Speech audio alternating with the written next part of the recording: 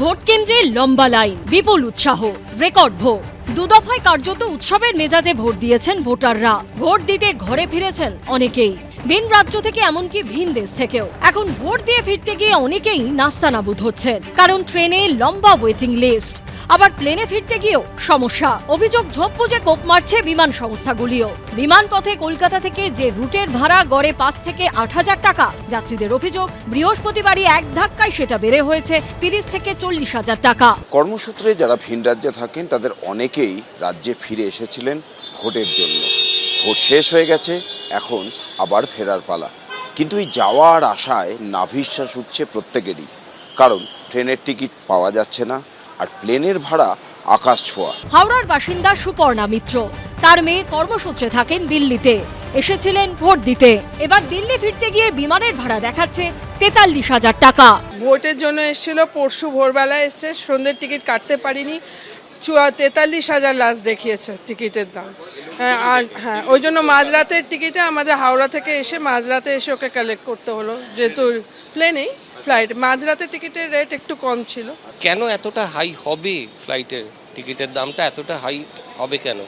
দিল্লি থেকে আসতে নর্মাল যেখানে লাগার কথা ৫ থেকে ৬,০০০, সেখানে টিকিটের দামটা বাড়াতে বাড়াতে একটা সময় দেখি 32,000 ইভেন 40,000 অবধি। ওয়াই এই জায়গাটা হবে কেন? কন্ট্রোল থাকবে না কেন? প্রায় একই অভিজ্ঞতার মুখে পড়তে হয়েছে হাজরার বাসিন্দা জয়া রায়কে।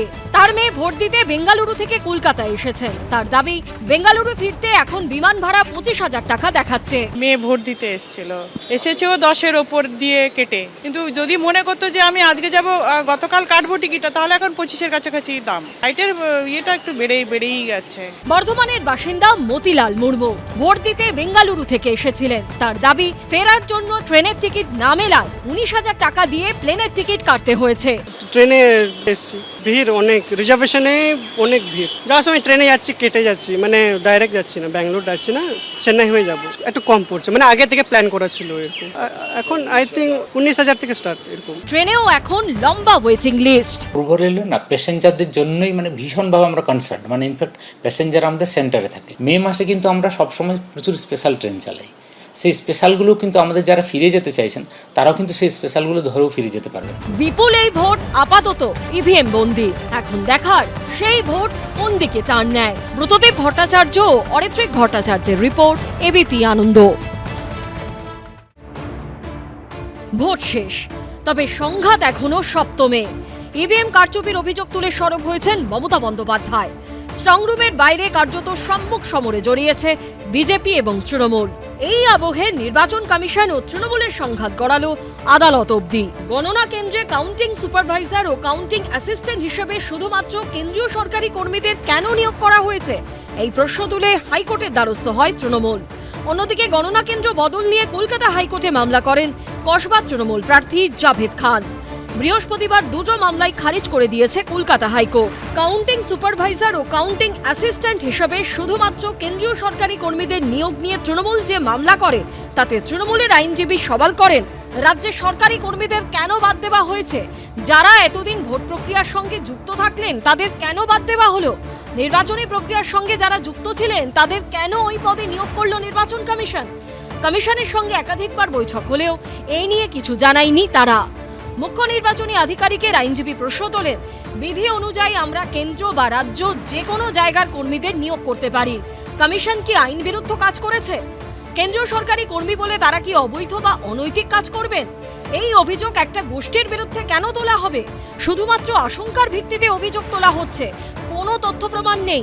কেন্দ্রীয় সরকারি কর্মীরা গণনা কেন্দ্রে বসে রাজনৈতিক দলের কর্মীদের ভয় দেখাবেন, হুমকি দেবেন, এই সব অভিযোগ করা হচ্ছে। এর প্রমাণ কোথায়? এই মামলার কোনো ভিত্তি নেই। কল্যাণ বন্দ্যোপাধ্যায় বলেন, একটি মাত্র রাজনৈতিক দলের হয়ে কাজ করছে নির্বাচন কমিশন। পশ্চিমবঙ্গের ক্ষেত্রে সুপ্রিম কোর্ট কমিশনের ক্ষমতা খর্ব করেছে। এসআইআর প্রক্রিয়ায় বিচার বিভাগকে নিযুক্ত করেছে, ট্রাইব্যুনাল তৈরি করেছে। এরপরে নির্বাচন কমিশনের আইনজীবী বলেন, কোর্টের রাজনৈতিক ভাষণ দেবেন না, আপনার অসহায়তা এবং হতাশা প্রকাশ পাচ্ছে। পাল্টা তৃণমূলের আইনজীবী বলেন, আপনি ডিস্টার্বিং এলিমেন্ট। হাইকোর্টের বিচারপতি ছিলেন? ছি, প্রতি রাজ্যের ক্ষেত্রে আলাদা আলাদা নিয়ম হতে পারে না। শেষ অবধি তৃণমূলের মামলা খারিজ করে দেন হাইকোর্টের বিচারপতি কৃষ্ণা রাও। তবে তিনি বলেন, তৃণমূল যদি মনে করে যে গণনা কেন্দ্রে পক্ষপাতিত্ব হচ্ছে তাহলে তারা ইলেকশন পিটিশন দাখিল করতে পারে। তো তৃণমূল কংগ্রেস এখনো মনে করছে যে লুটটা অব্যাহত রাখবে, কিন্তু সেটা সম্ভব নয়। মানুষ যেভাবে ভোট দিয়েছেন, যেভাবে স্বচ্ছতার সঙ্গে নির্বাচন হয়েছে, যেভাবে ভয়মুক্ত হয়ে একটা অবাধ শান্তিপূর্ণ নির্বাচন হয়েছে, ঠিক একইভাবেই গণনা হবে। কেউ এর মধ্যে কোনো পরিবর্তন আনতে পারবে না। তবে আবার বলছি, খেলা শেষ। একদিকে বিজেপি বলছে যে আরে নির্বাচন আমাদের জন্য খুব ভালো হয়েছে, আর উল্টো দিকে নির্বাচন কমিশনকে চাপ দিচ্ছে যে শেষ বেলায় কাউন্টিংয়ে যদি কিছু সুবিধে পাই, যে রিটার্নিং অফিসার হবে সে আমার, পর্যবেক্ষক আমার হবে, তারপর যা ইচ্ছে রেজাল্ট বার করব। এইভাবে হঠাৎ হঠাৎ ইলেকশন কমিশন মত বদল করতে পারেন না। স্টেক হোল্ডার অর্থাৎ পলিটিক্যাল পার্টিদের বিশেষ বক্তব্য আছে এই বিষয়ে। এরকমভাবে ইলেকশন কমিশন তুগলকি মনোভাব দেখাতে পারেন না। অন্যদিকে আচমকা গণনা কেন্দ্র বদল নিয়ে কলকাতা হাইকোর্টে মামলা করেন কসবা তৃণমূল প্রার্থী জাভেদ খান। তার আইনজীবী সওয়াল করেন, হঠাৎ করে গীতাঞ্জলি স্টেডিয়াম থেকে গণনা কেন্দ্র পরিবর্তন করে আলিপুরের বিহারীলাল কলেজে করা হয়েছে।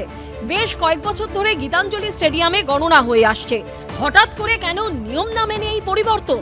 নির্বাচনের এক সপ্তাহ আগে প্রার্থী বা তার নির্বাচনী এজেন্টকে নোটিশ দিয়ে গণনা কেন্দ্র সম্পর্কে জানাতে হয়।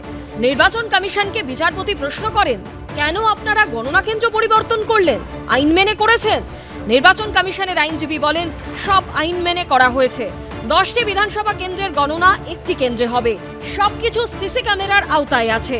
সবাইকে নোটিশ পাঠিয়ে 27শে এপ্রিল জরুরি বৈঠক ডাকা হয়েছিল এবং প্রার্থীকে সব জানানো হয়েছে।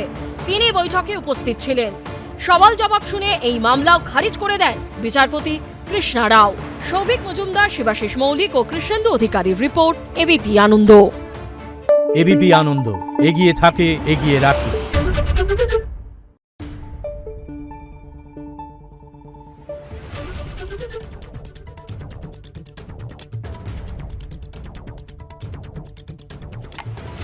Thank you.